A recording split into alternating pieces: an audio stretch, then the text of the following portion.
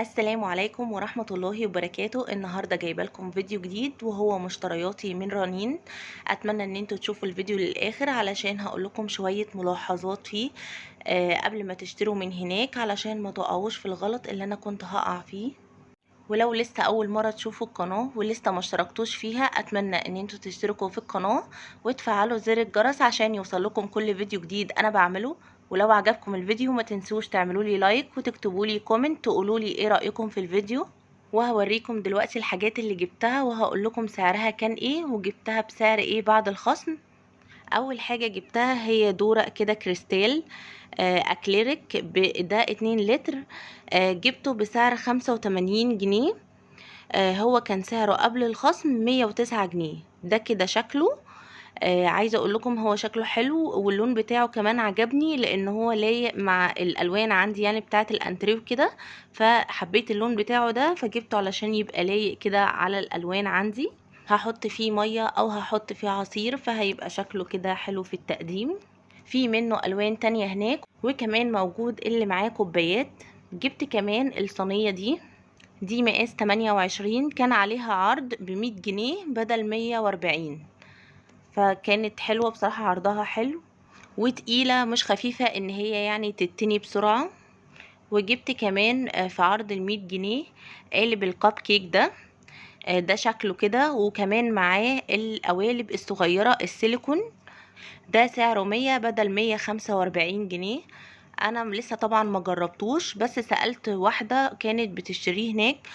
قلت لها ما تعرفيش النوع ده هيبقى حلو ولا لا؟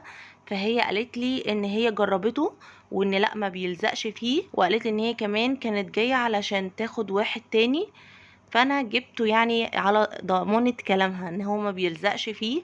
طبعا انا لسه برضو هجربه وهقول لكم طلع معايا حلو ولا لا. جبت كمان الطقم الاطفالي ده 2 قطعة كده، التيشيرت بتاعه مع الشورت.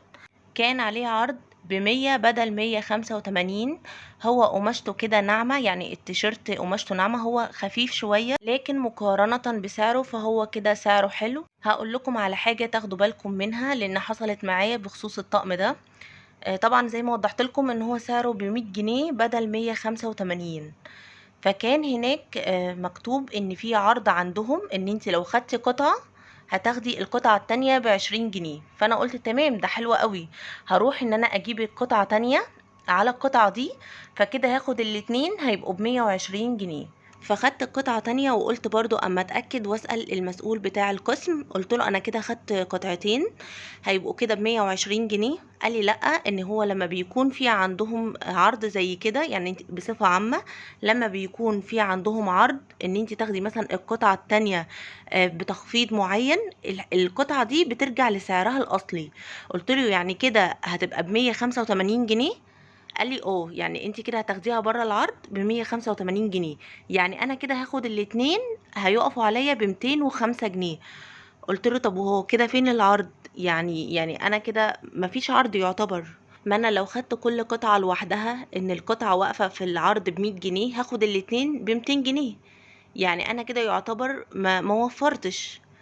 فانا عايزاكم تاخدوا بالكم من حاجة زي كده، وقبل ما تجيبوا من هناك لا انتوا اتأكدوا واسألوا.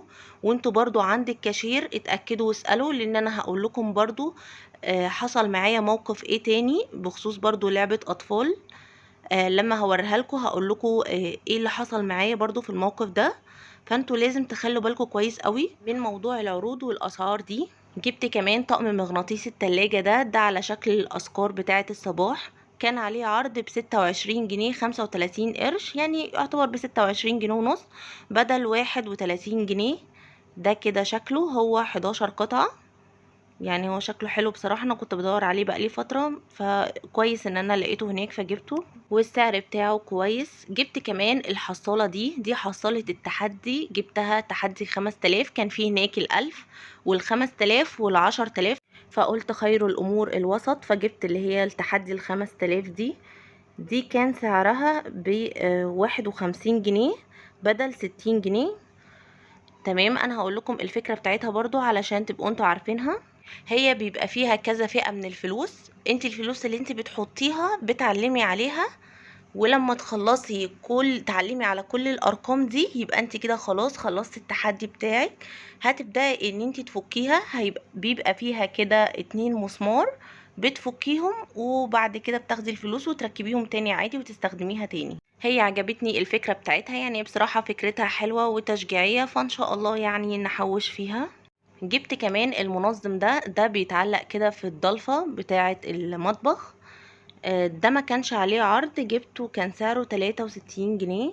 جبت كمان الجوانتي ده للتنظيف، ده كده 2 قطع مع بعض، الجوانتي ومعاه القطعة اللي شبه الفوطة دي اللي بتنضف بيها.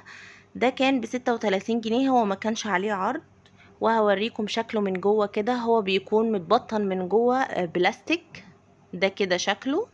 لسه هشوف التنظيف بقى بتاعه هيكون عملي ولا لأ، وهقول لكم برضو بعد ما اجربه هيطلع حلو ولا لأ.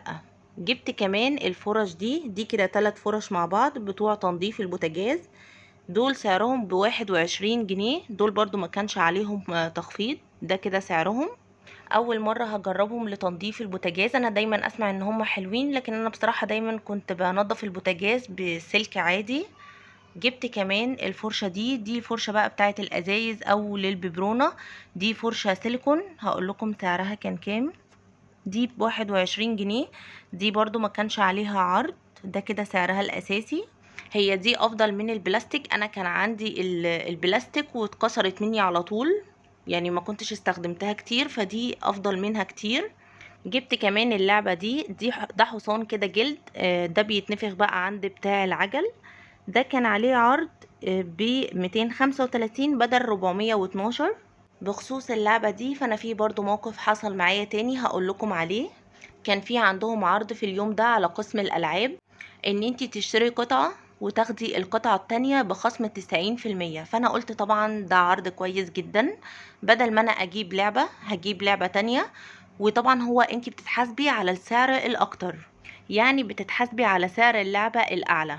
قلت مفيش مشكلة. كان في هناك الخيمة اللي يبقى فيها الكور دي، بس هي ما كانش معاها الكور، كانت خيمة لوحدها، كان سعرها 600 وكسر، يعني مش فاكرة الكسر بالظبط كان كام. المهم انا قلت خلاص انا هجيبها مع دي، وهم الاتنين يشيلوا من سعر بعض. انا كنت مستغلياها بالسعر ده، فانا قلت خلاص بما ان القطعة التانية هيبقى عليها الخصم 90% ده، فهيشيل سعرهم بعض، يعني بالنسبة لي برضو ان انا كده هبقى بوفر. فاخدتها وقلت برضو ان انا اتأكد من عند الكاشير قبل ما احاسب عليها، هو انا فعلا هستفاد بالعرض ده ولا لأ.